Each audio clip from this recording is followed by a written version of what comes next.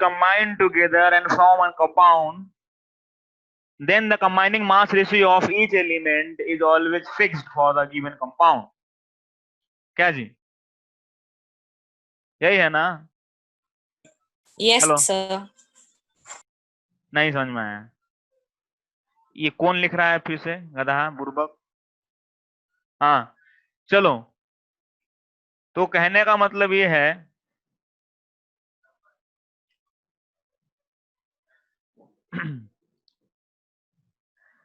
और कोई? रोशनी, रोशनी, आवाज आ रही है मेरी? जिगीशा, हेलो, हेलो, आवाज नहीं आ रही मेरी? नहीं, सो गया सब लग रहा है, खोल के सब लोग, है ना? यस रू, सर। रूही, स्मिता, चलिए क्वेश्चन और देते हैं, देखते हैं कौन सॉल्व करता है इसको। Let's see. जो पढ़ा हुआ घर पे उसको उससे बन जाएगा, जो नहीं पढ़ा हुआ उसको नहीं बनेगा, सिंपल सी बात है। चलिए एक क्वेश्चन और लिखते हैं। क्वेश्चन क्या है? क्वेश्चन ये है, ध्यान से सुनिएगा क्या बोल रहा हूं मैं। A metal which react with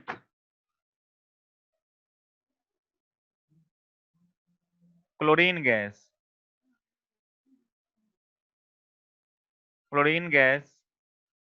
and form a compound, form its chloride,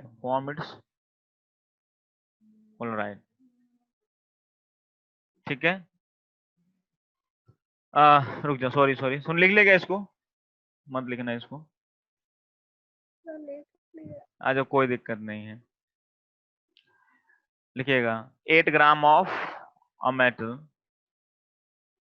8 gram of a metal react with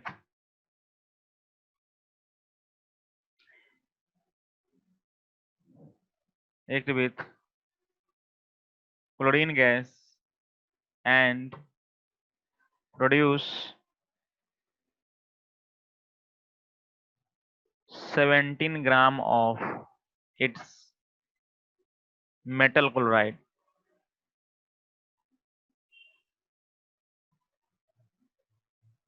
ठीक है? if the same metal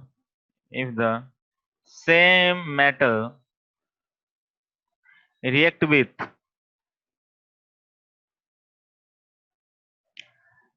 hydrochloric acid, hydrochloric acid, then it produce 2 kg of same metal chloride. Then find the mass of metal which react during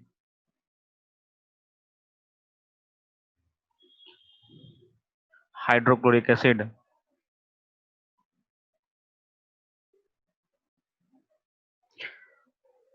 चलिए जल्दी से फटाफट, 1 minute time मिल रहा है आप लोग को बस, वरना मैं सॉल्व कर दूंगा मैं, जल्दी से।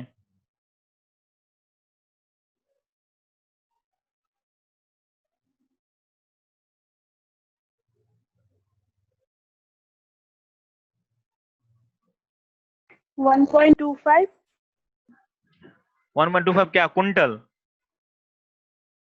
टन, ग्राम, ग्राम, केजी। किलो, क्या? समझाओ। 1.2 क्या? कुंटल, टन, केजी, ग्राम, कुछ तो होगा या लीटर, कुछ तो होगा। पसेरी, दर्जन, कुछ तो होगा यूनिट उसका, जल्दी बताओ। हम्म। डायनमो कौन है भाई? Who is dynamo?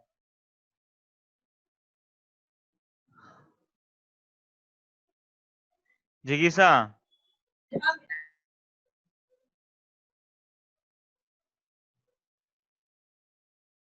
सिद्धि? स्मिता? सब लोग बनाएगा? चलिए आंसर आ रहे, बहुत सारे आ रहे हो। कौन है? ये है गैलेक्सी ने मेरे को भेजा है सर, 6250 kg। अच्छा, सॉरी सर, 6250 ग्राम। अच्छा, वेरी गुड।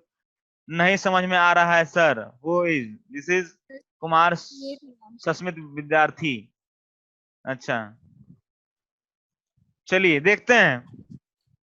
अरे भाई, 68 ग्राम कितना आ रहा है? 68 ग्राम। अच्छा ठीक है, देखते हैं, लेट्स सी। किसी एक का बोल रहा है सर 6850, किसी का आया था क्या जी? किसी का? कौन था ये? डायनमो, क्या नाम था इसका? चलिए देखते हैं, मिटाते हैं इसको। देखो सब लोग, देखो ध्यान से। अरे मेटल था, साथ में क्लोरीन गैस से रिएक्ट किया और कुछ बनाया होगा, metal chloride something, I don't know, x कुछ बनाया होगा ऐसा, कंपाउंड है मेटल का। तो ये लगा कितना? 8 ग्राम। पता नहीं कितना लगा। ये बना कितना? 17 ग्राम बना।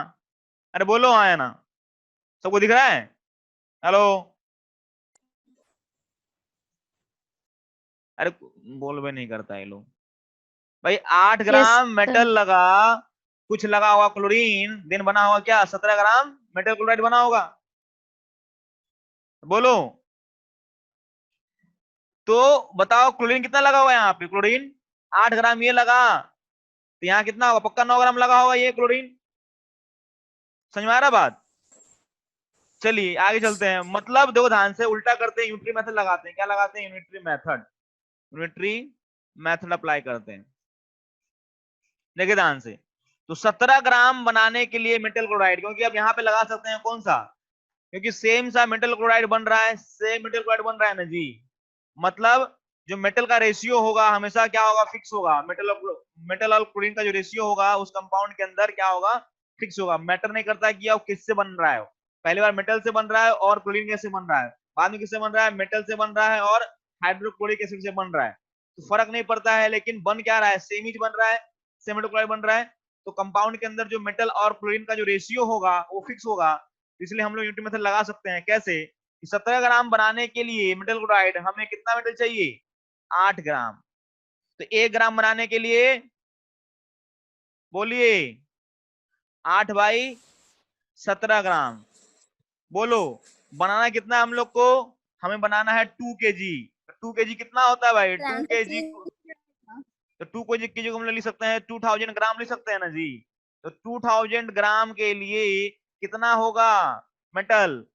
8/17 इंटू में 2000 ग्राम मेटल चाहिए। ये किसने इसका आंसर आया? ये किसने किसने किया था भाई? अरे बोलिए। सर हम तो टू थे। हाँ, तुम टू टू लिखे थी तुम? Yes sir. काहे टू लिखे थे भाई? जब ग्राम में बात चल रहा है तो ग्राम में ही लिखेंगे ना जी सब कुछ। मजा हाल है। केजी में? सर वो यूनिट देखे ही नहीं। तो यूनिट सेम करना पड़ेगा ना। ओहो, यूनिट देखे या नहीं तो हम दिए क्यों थे भाई? मेन चीज जो देखने के लिए तो देखवे नहीं कि तुम। हाँ, किसको ये समझ में आया है? सस्मित, रोशनी, यस सर। सॉल्व करने से कितना आ रहा है ये? 8 दूना 16। कितना आ रहा है? 16,000/17। सॉल्व करो, कितना आएगा ये? हाँ, 16,000/17। तो ये आएगा 9 41.7 ग्राम। आया समझ में? Hello, yes sir. तो क्यों लगा पाए हम इसको ऐसा? बिकॉज यहाँ पे क्या है, मेटल का रेशियो, क्योंकि आप कितना बना लीजिए उससे फर्क नहीं पड़ता है, मेटल का जो रेशियो होना चाहिए उसके अंदर, या किसी भी और एलिमेंट का जो होना चाहिए रेशियो, वो हमेशा क्या होता है, फिक्स होता है। तो फर्स्ट लॉ क्या बोला? फर्स्ट लॉ बोलता है कि mass neither be created nor be destroyed in a chemical reaction, mass हमेशा कंजर्व रहता है। फिर क्या बोला गया कि जब एक से ज्यादा एलिमेंट कंबाइन करके क्या बनाता है, कंपाउंड बनाता है, जो कंबाइन करने वाले एलिमेंट्स होंगे उसका जो मास होगा, मास रेशियो होगा, हमेशा क्या होगा, फिक्स होगा उस गिवन कंपाउंड के अंदर। मतलब पानी जब भी बनेगा या पानी कहीं से भी लेके आए, तो पानी के अंदर क्या है, हाइड्रोजन ऑक्सीजन है, उसका रेशियो हमेशा, चाहे पानी आप कितना भी ले लीजिए, उससे फर्क नहीं पड़ता है, या कहीं से ले लीजिए फर्क नहीं पड़ता है, उसके अंदर जो रेशियो होगा, हाइड्रोजन ऑक्सीजन का मास रेशियो होगा, वो हमेशा 1:8 होगा। क्लियर है बात सबको? अरे बोलिए, यस बोलो, सर। पक्का? चलिए, यस सर। हाँ, आगे चलते हैं, आगे चलिए, वेरी गुड, मिटा दे इसको। तो सबसे, अब तो चलो नेक्स्ट, ये तो प्रॉब्लम ये तो आ गया कि भाई इसने लॉ दे दिया। नेक्स्ट प्रॉब्लम ये आया कि चलिए ठीक है, आपने बता दिया, तो इसको प्रूफ कैसे किया जाए, इसको बताने के लिए क्या किया, तो एक साइंटिस्ट था, इसका नाम था डाल्टन। क्या नाम था? John Dalton. क्या नाम था इसका? ब्रिटिश केमिस्ट था। यहां पर लोग पढ़ते हैं Dalton's law, Dalton's law of atomic theory. Next topic लिखेंगे हम लोग Dalton's law of atomic theory, मतलब जो हम लोग लॉ पढ़े हैं उसको प्रूफ करने के लिए सब लोग आए, साइंटिस्ट लोग आया। तो एक ब्रिटिश साइंटिस्ट था, इसका नाम था chemist, British chemist, British chemist था, जिसका नाम क्या था, जिसका नाम था जॉन डाल्टन। क्या नाम था इसका? John Dalton. ठीक है,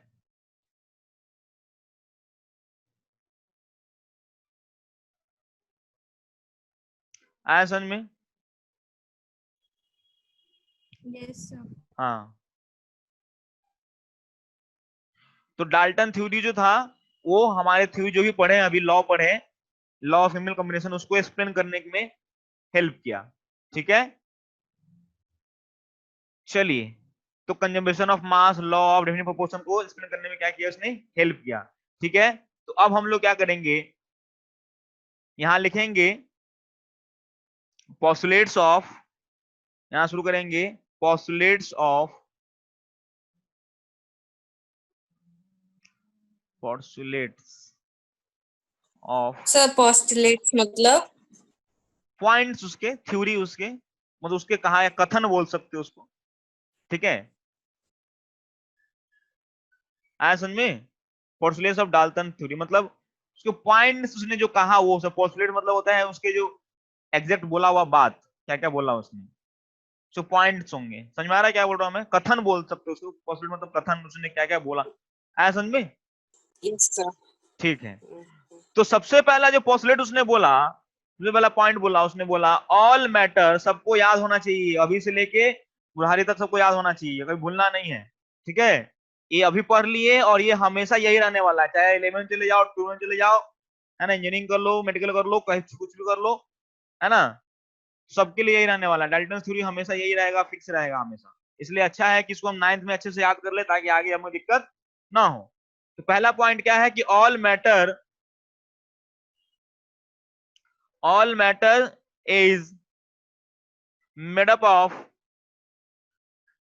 made of very tiny particles, tiny particles called atoms, called atoms, which participate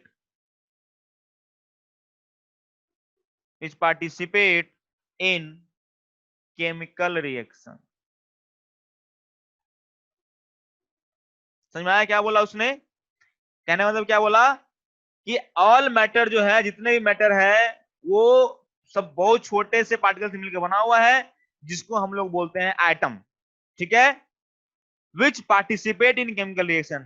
क्या बोला उसने? जब केमिकल रिएक्शन होता है तो वो एटम ही क्या करता है? पार्टिसिपेट करता है। जैसे कि मान लो घर में लड़ाई हो जाए तो घर थोड़ी उठ के जाता है लड़ने, घर के मेंबर्स लड़ने जाते हैं क्या जी? या कंट्री, दो कंट्री में लड़ाई हो जाए तो कौन लड़ने जाता है? आदमी, फोर्स, आर्मी फोर्स वाला लड़ने जाता है। तो समझ लो इस तरीके से कि जब मैटर मैटर में आपने रिएक्ट करता है तो उसमें जो सबसे छोटा पार्टिकल्स है जिसको बोलते हैं एटम, वही क्या करता है? वही पार्टिसिपेट करता है केमिकल रिएक्शन में, तो वही लड़ने जाता है। क्लियर है बात? हेलो? Yes sir. हाँ, मतलब किसी मैटर में ऐसा नहीं पूरा मैटर है, ऐसा नहीं बड़ा सा मैटर गया लड़ गया, ऐसा नहीं। मैटर के अंदर जो पार्टिकल्स होते हैं जिसको हम लोग एटम बोलते हैं, वो जाता है क्या करने? केमिकल रिएक्शन में पार्टिसिपेट करता है। मतलब केमिकल रिएक्शन में वो, मतलब एटॉमिक लेवल पे केमिकल रिएक्शन होता है। इसका मतलब यही हो गया। आया समझ सबको? नहीं समझ में आया? यस सर, आ गया।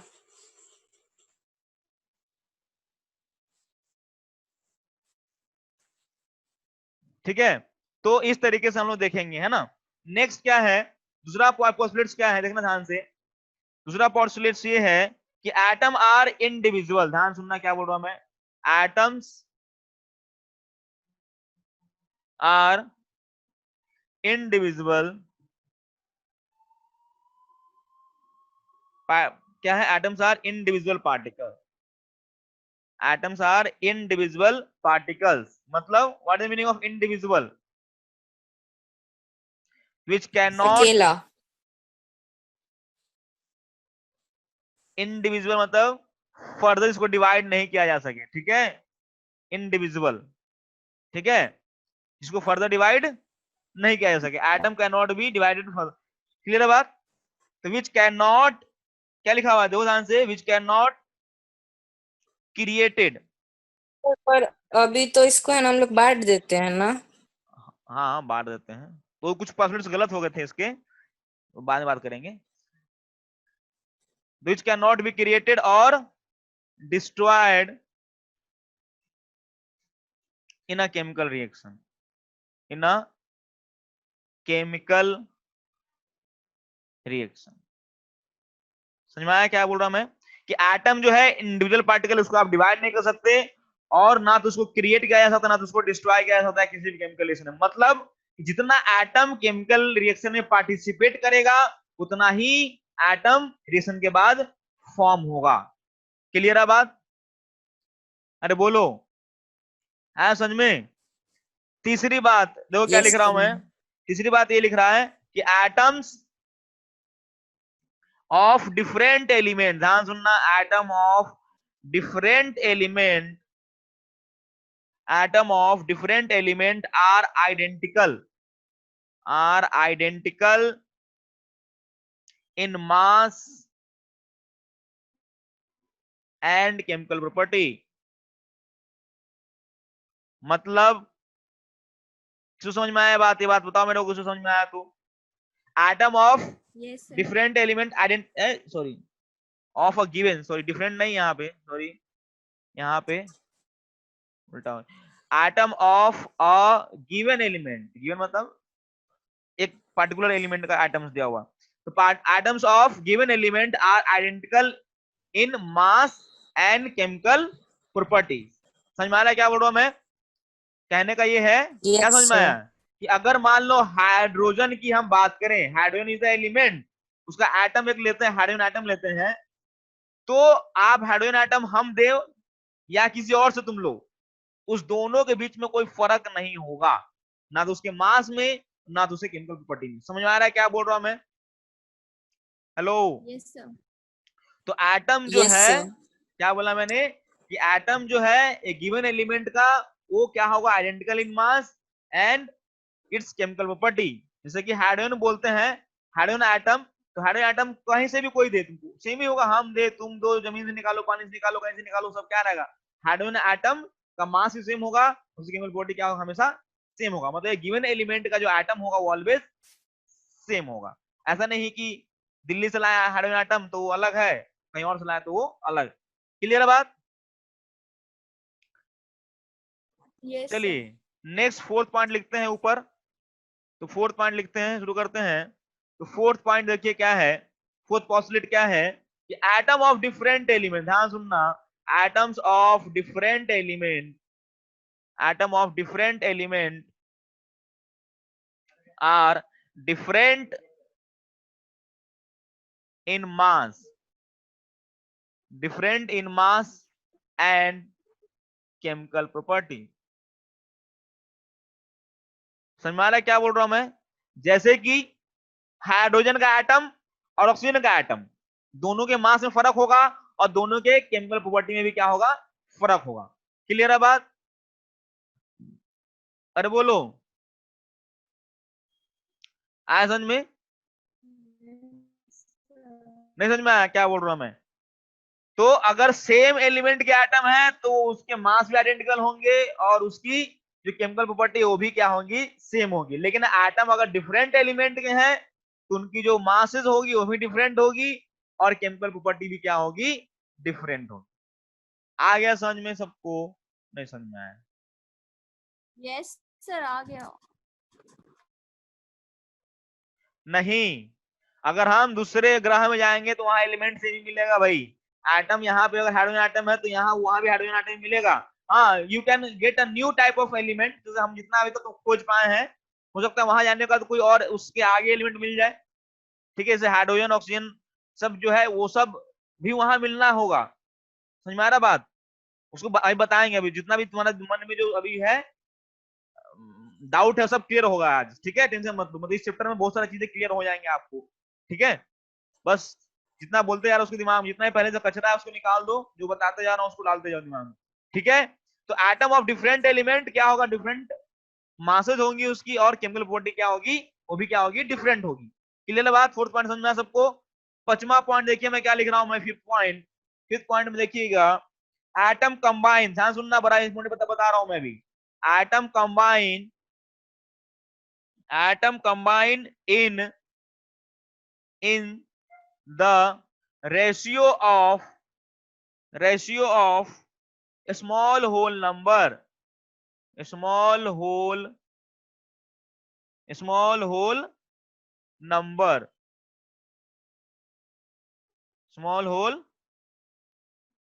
numbers to form compound, to form compound। फिर सुनो क्या बोल रहा हूं मैं, कि atom combine in the ratio of a small whole number to form compound, वही बताया था। जैसे हाइड्रोजन की बात, जैसे फॉर एग्जांपल बात करें कि H2O पानी है, दिस इज क्या है, कंपाउंड वाटर। इसमें जो रेशियो जो होगा हाइड्रोजन और ऑक्सीजन का जो रेशियो होगा नंबर का, क्या होगा, होल नंबर रेशियो है, 2:1 के रेशियो में कंबाइन किया है कि नहीं? अरे बोलो हाँ, समझ में आ रहा बात? अरे Yes, बोलिए sir. हाँ। जब आते हैं नेक्स्ट पॉइंट पे, आते हैं नेक्स्ट पॉइंट पे, नीचे मिटा दे रहा हूं सब। चलिए चलिए नेक्स्ट देखते हैं हम लोग, यहाँ पे 6 पॉइंट है, 6 पोस्टुलेट्स है। 6 पोस्टुलेट क्या बोला है, the relative number and the kind of atom are constant in the given compound. देखो क्या लिखा हुआ है, the relative number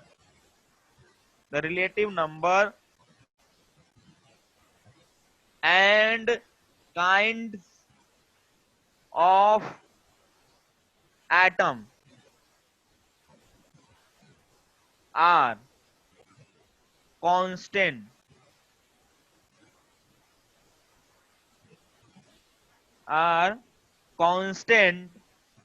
in a given compound. बताओ ये कौन सा लॉ को बता रहा भाई? चलिए अब बात करते हैं। सबने पॉइंट लिख लिए, 6 के 6 पॉस्टुलेट सबने लिख लिए हैं? अरे बोलो हाँ या ना, अरे बोलो हेलो। Yes, sir. हाँ Yes, sir. चलो, सबने 6 के 6 पॉस्टुलेट लिख लिए हैं। अच्छा, मैंने इससे पहले 2 लॉ पढ़ाए थे आप लोग को, लॉ ऑफ कंजर्वेशन ऑफ मास और दूसरा पढ़ाया था लॉ ऑफ कांस्टेंट प्रोपोर्शन। याद करो सबको, याद है सबको ये बात? Yes, sir. अच्छा, अगर ये बात याद है तो अभी मैंने 6 पोस्टुलेट्स लिखवाए हैं, याद करो।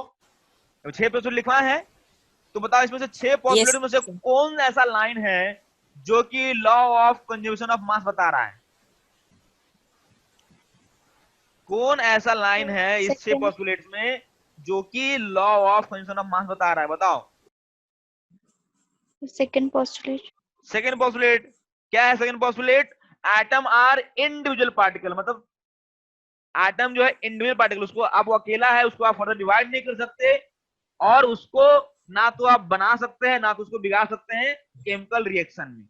और एटम वही पार्टिकल है जो कि केमिकल रिएक्शन में पार्टिसिपेट करता है। क्लियर है बात? हेलो, अरे समझ Yes, में आया sir. कि नहीं आया? अच्छा, ये तो हो गया तुम्हारा law of conservation of mass. Second जो लॉ था, लॉ ऑफ डेफिनिट प्रोपोर्शन, वो कौन सा लाइन बता रहा है? Sir, last वाला. लास्ट वाला।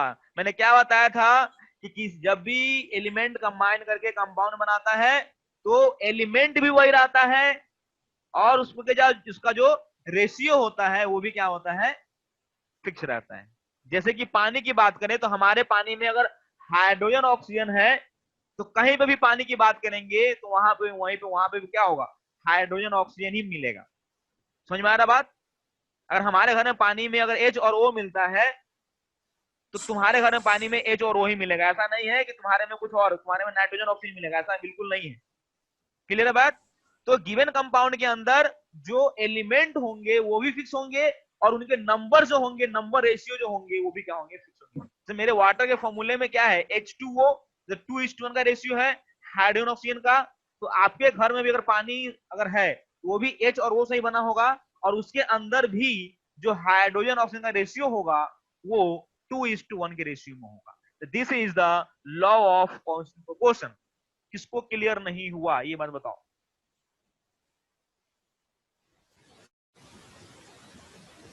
किसको क्लियर नहीं हुआ?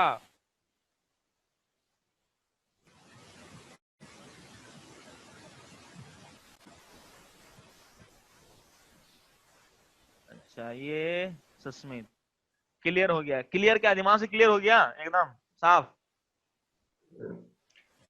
चलिए,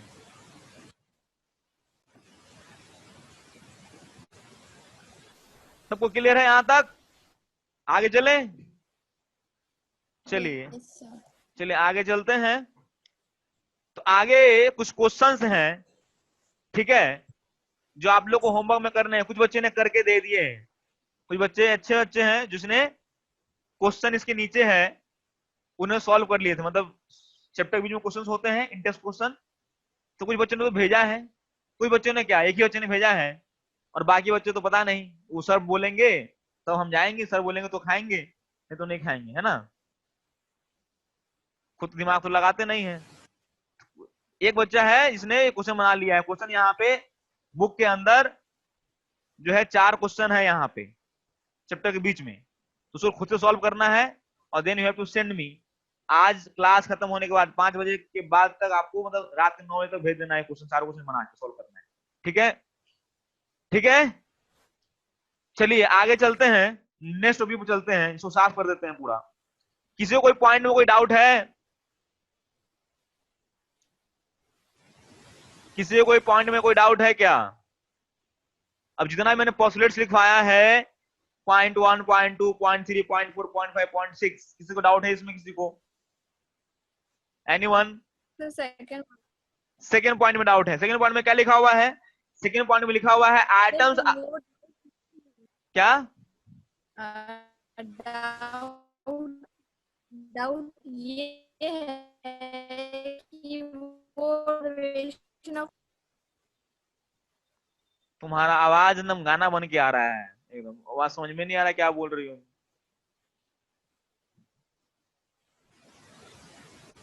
हेलो, बोल रहे थे सेकंड वाला point law of conservation of मास को कैसे शो कर रहा है? कैसे शो कर रहा है? अच्छा, क्या लिखा? Atom are individual particle. बोला कि एटम जो इंडिविजुअल पार्टिकल, छोटा पार्टिकल है उसको आप फर्दर डिवाइड नहीं कर सकते, और वो ऐसा पार्टिकल है जिसको आप ना तो बना सकते हैं ना तो डिस्ट्रॉय कर सकते हैं। दिमाग लगाओ, मैटर किससे बना होता है जी?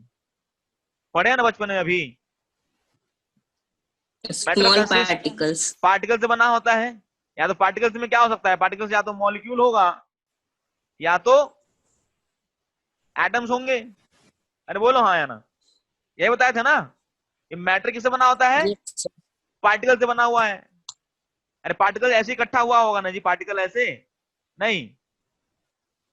मैटर ऐसे बना होगा? नहीं हो बना हुआ। पार्टिकल से बना हुआ होगा ऐसे, जो दिखेगा नहीं हमको, इतना छोटा होगा। ठीक है, यस सर। तो मैटर का मास मतलब पार्टिकल का मास। अरे बोलो हाँ या ना, मैटर का मास मतलब यस सर। पार्टिकल का मास। अच्छा, पार्टिकल क्या हो सकता है? या तो मॉलिक्यूल हो सकता है या तो एटम हो सकता है। ठीक है, तो एटम हुआ तो सिंपली एटम पहुंच जाएगा यहाँ पे पार्टिकल्स, लेकिन मॉलिक्यूल हुआ तो मॉलिक्यूल तो एटम से बना होता है। Made up of atom, made up of atom. तो law of conservation of mass में क्या था कि जितना मास रिएक्ट करेगा उतना ही मास बनेगा। इसका मतलब क्या था कि अगर मास, कंजर्वेशन ऑफ मास क्या होता है कि मास कभी खत्म नहीं होता है, जितना रिएक्ट करेगा उतना ही बनेगा। जिसका मतलब क्या है, ना तो आप एटम को बना सकते हैं ना तो एटम को आप डिस्ट्रॉय कर सकते हैं। मतलब एटम डिस्ट्रॉय करने का मतलब आप यू डिस्ट्रॉय द मास, क्योंकि मैटर बना हुआ किससे? पार्टिकल से। अरे पार्टिकल का मास मतलब मैटर का मास। समझ में आ रहा बात? जैसे ये मैटर है, इसके अंदर क्या आएगा, इसका मास कैसे आया होगा, क्योंकि ये मैटर कैसे बना होगा? स्मॉल स्मॉल पार्टिकल से बना हुआ होगा। अरे बोलो हाँ है ना। इसका मतलब ये मैटर का मास क्यों आ रहा होगा? क्योंकि पार्टिकल का मास है। क्लियर है बात? जब पार्टिकल मैटर को जब देखोगे काफी क्लोजली देखोगे तो पता चलेगा कि पार्टिकल से बना हुआ है। तो सारे पार्टिकल मिलके मास बनाया होगा। तो इनडायरेक्टली क्या हो रहा है कि अगर सर मेरा नेट बहुत स्लो है, रिकॉर्ड वीडियो सेंड कर दीजिएगा प्लीज। वो तो होता ही है, रिकॉर्ड वीडियो बोलना थोड़ी है इसको, तो बाय डिफॉल्ट। हाँ भाई, तो कहने का मतलब ये है, एकता, बाकी सबके लिए सुन लो भाई, बाकी लोग सब लोग सुन लो। सेकंड पॉइंट कैसे लॉ ऑफ कंजर्वेशन ऑफ मास बोल रहा है। Law of conservation of mass में क्या बोला जाता है? ये बोला जाता है कि उसमें ना तो मास, जितना मास प्रोडक्ट में होता है उतना ही मास रिटेन में होता है। ठीक है, इसका मतलब क्या है कि आप जो है मास को डिस्ट्रॉय नहीं कर सकते भाई। अगर आप 1 किलो रिएक्टेंट लिए हो तो 1 किलो का प्रोडक्ट भी बनेगा। क्लियर है बात? अगर 1 किलो प्रोडक्ट, एक किलो रिएक्टेंट लिए हैं, मान लो सारा रिएक्टेंट रिएक्ट कर गया और मान लो आधा किलो प्रोडक्ट बना, तो आधा किलो तो गायब हो गया, जादू हो गया। तो जादू नहीं होगा कभी भी। समझ में आ रहा है क्या बोल रहा हूं मैं? कि जितना आप प्रोडक्ट, जितना आप मास लीजिएगा उतना ही मास आपका फॉर्म होगा। ये कब होगा? जब जितना एटम शुरू में मिलेगा रिएक्शन से पहले, उतना ही एटम रिएक्शन के बाद ही मिलेगा। यही कहना है इसका मतलब आप एटम को ना तो आप क्रिएट कर सकते हैं ना तो उसको डिस्ट्रॉय कर सकते हैं। एटम को डिस्ट्रॉय करने का मतलब यू डिस्ट्रॉय द मास। समझ में आ रहा बात? क्योंकि किसी भी मैटर का मास जो होता है उसके एटम के मास से ही आता है। जैसे हमारे बॉडी का मास कैसे आता होगा कि हमारे बॉडी में बहुत सारी चीजें हैं, ब्लड है, हड्डी है, मांस है, पानी है, एयर है, हवा है, बहुत सारी चीज से बना हुआ है। तो सारे का मास मिला के हमारे बॉडी का मास है। उसी तरीके से किसी मैटर का मास क्या है? पार्टिकल्स का मास है। किसी मैटर के अंदर पार्टिकल्स हैं तो पार्टिकल का मास होगा तो मैटर का मास होगा, पार्टिकल का मास नहीं हुआ तो मैटर का मास नहीं होगा। सिंपल सी बात है। तो इसलिए सर सबसे, एक डाउट आ रहा है। हाँ बोलिए। सर जैसे सर आप अभी बताए थे ना कि सर एच का मतलब आप कल बताए थे कि एच का है ना 1 U और ऑक्सीजन का सर 16 U होता है। हाँ हाँ हाँ, सर तो अगर हम लोग मार्स पे जाएंगे तो फिर तो वो अलग अलग हो जाएगा ना। अरे भाई mass, you are confusing with the mass and weight. Are you getting me? फीस में पढ़े होगे, मास जो होता है, दो दांत में करेगा, मास जो है that is M, and the weight जो होता है that is mg। Are you getting me? Yes sir. हाँ, तो weight is the force applied on a body due to gravity. तो ग्रेविटी चेंज होगा तो वेट बदलेगा, लेकिन मास थोड़ी बदल जाएगा जी। मास तो वही रहेगा। Mass is the matter content. Mass क्या है? उसके अंदर कितना मैटर का कंटेंट है, दैट विल मोर कंटेंट होगा मैटर तो मोर मास होगा, लेस कंटेंट होगा मैटर तो लेस मास होगा, वो तो हमेशा फिक्स रहेगा। चाहे आप यहाँ चले जाओ वहां चले जाओ, क्या फर्क पड़ता है। हाँ, लेकिन वो मास के थ्रू फोर्स जो प्रोवाइड होगा ड्यू टू ग्रेविटी, क्योंकि ग्रेविटी सब जगह क्या होगा, अलग अलग होगा। चांद में ग्रेविटी अलग होगा, मून पे हमारे यहाँ अलग होगा, मार्स पे अलग होगा। तो ग्रेविटी बदलेगा तो वेट बदलेगा। वेट और लोग ध्यान सुनना, मास और वेट में लोग दोनों को सेम मान लेता है, बट दोनों सेम है नहीं। Mass is the matter content in a body, weight is the force applied by the body due to gravity. Are you getting me? Yes sir. तो सर जो अगर हाँ हाइड्रोजन अर्थ पे 1U है तो मून पे भी 1U ही होगा ना? बिल्कुल बिल्कुल 1U ही होगा। हाँ, हो सकता है कि अभी हाइड्रोजन यहाँ फोर्स कुछ लगा रहा होगा, एफ फोर्स लगा रहा होगा, तो हो सकता है मून पे जाने के बाद ड्यू टू ग्रेविटी हो सकता है वो अलग फोर्स लगाए, F2 लगाए, क्योंकि वहां ग्रेविटी क्या है, बदला है। क्योंकि मास फोर्स, देखो फोर्स जो है, वेट क्या है, m इंटू जी है, तो मास वही रहेगा, जी बदलेगा तो फोर्स बदलेगा ना, जी कोई एक ही बदल दो इसमें से। आया समझ में? Yes sir. तो बाकी लोग भी समझ लो, मास और वेट में फर्क है। Mass is the matter content in the body, ठीक है, हमारे कितना वजन है, दैट इज मास। हमारे अंदर कितना मैटर कंटेंट है, समझ में आ रहा बात? तो वो हमारा मास है। वेट क्या होता है? Weight is the force applied by our body, या किसी भी मैटर के द्वारा जो फोर्स लगाता है due to gravity, that is weight. समझ में आ रहा सबको? तो मास और वेट में कंफ्यूज नहीं होना है। हाँ, हम लोग जल्दी जल्दी में मास वेट को सेम बोल देते हैं, ऐसा कुछ होता नहीं है, दोनों में डिफरेंस है, ठीक है। गलत है, मतलब दोनों को सेम बोलना गलत है, लेकिन लोग बोलता है तो चल रहा है, कोई दिक्कत नहीं, लेकिन दोनों में फर्क है।